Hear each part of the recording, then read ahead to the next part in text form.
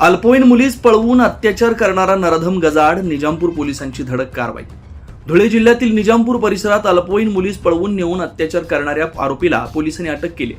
मिळालेल्या माहितीनुसार 15 वर्षे 4 महिन्यांच्या अल्पवयीन मुलीला लग्नाचं आमिष दाखवून आरोपीनं फूस लावली आणि 10 फेब्रुवारी 2026 रोजी तिला घरातून पळवून नेला। या प्रकरणी 28 फेब्रुवारी रोजी निजामपूर पोलीस ठाण्यात तक्रार दाखल करण्यात आली होती।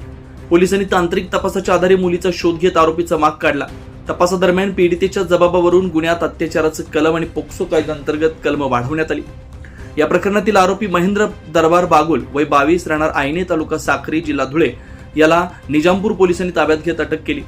आरोपीला 9 मार्च रोजी न्यायालयात हजर केला असता न्यायालयाने 4 दिवसांची पोलीस कोठडी सुनावली।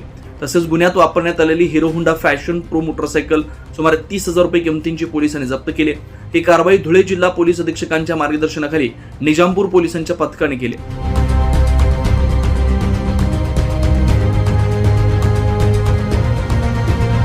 24 लाईव्ह महाराष्ट्र न्यूज साठी रतनलाल सोनवणे, साक्री, निजामपूर।